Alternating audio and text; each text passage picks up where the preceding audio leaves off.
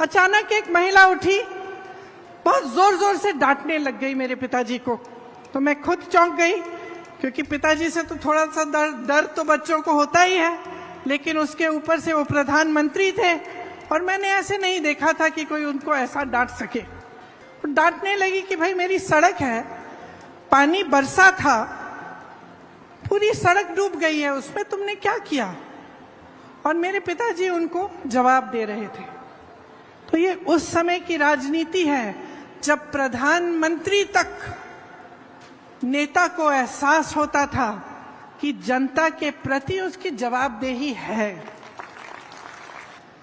मैं आपको एक कहानी बताती हूँ, बहुत छोटी थी, 12-13 साल की होंगी। अनोखे लाल मेरे दोस्त अमेठी से आए हैं। अमेठी की एक बात है, मेरे पिताजी प्रधानमंत्री थे, उनके साथ मैं अमेठी के दौरे पे गई। आपको मालूम होगा वो उसका संसदीय क्षेत्र होता था। खुद जीप चलाते हुए वो गए, मैं उनके साथ साथ बैठी थी। हम एक गांव में पहुंचे, गांव में हम उतरे और सड़क पर चलकर कुछ लोगों से बातचीत करने लगे। अचानक एक महिला उठी, बहुत जोर जोर से डांटने लग गई मेरे पिताजी को। तो मैं खुद चौंक गई, क्योंकि पिताजी से तो थोड़ा सा डर तो बच्चों को होता ही है, लेकिन उसके ऊपर से वो प्रधानमंत्री थे और मैंने ऐसे नहीं देखा था कि कोई उनको ऐसा डांट सके। डांटने लगी कि भाई मेरी सड़क है, पानी बरसा था, पूरी सड़क डूब गई है, उसमें तुमने क्या किया। और मेरे पिताजी उनको जवाब दे रहे थे। तो ये उस समय की राजनीति है जब प्रधानमंत्री तक नेता को एहसास होता था कि जनता के प्रति उसकी जवाबदेही है। गाड़ी में बैठे मैंने कहा, बुरा नहीं लगा पापा? कहते बिल्कुल नहीं, ये मेरा कर्तव्य है और ये उसका कर्तव्य है, उस महिला का, कि मुझे याद दिलाए, मुझे बताए कि यहाँ ये समस्या है, इस समस्या को सुलझाओ। अब आगे आइए, तकरीबन 40 साल बीत गए, मैं बुढ़ी होने वाली हूं। मैं उत्तर प्रदेश में काम कर रही थी, एक मोहल्ले के अंदर चली गई, एक महिला मिली, चूल्हे पे खाना पका रही थी। मैंने पूछा गैस सिलेंडर है? कहा है दीदी, खाली पड़ा है।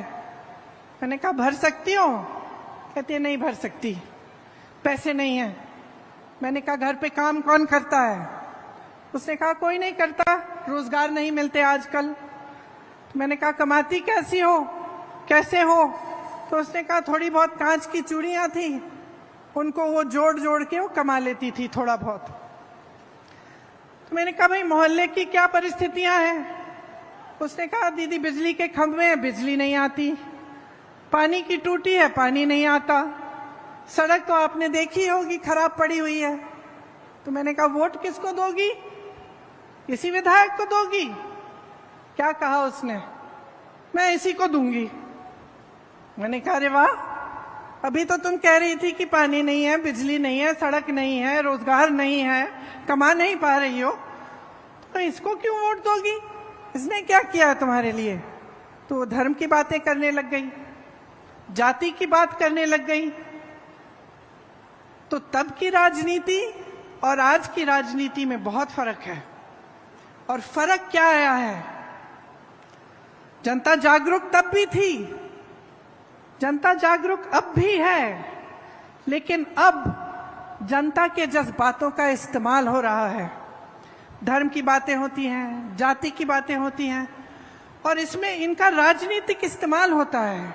और इनका राजनीतिक इस्तेमाल इसलिए होता है क्योंकि जब आपका ध्यान उस तरफ होता है जहां आपके जज्बात है, आपका धर्म है, आपकी जाति की बात है, तो आप नहीं पूछेंगे कि मेरी सड़क तुमने ठीक क्यों नहीं की। तो आप नहीं पूछेंगे कि मेरे लिए पानी क्यों नहीं आ रहा है, मेरी यहां टूटी में पानी क्यों नहीं आ रहा है।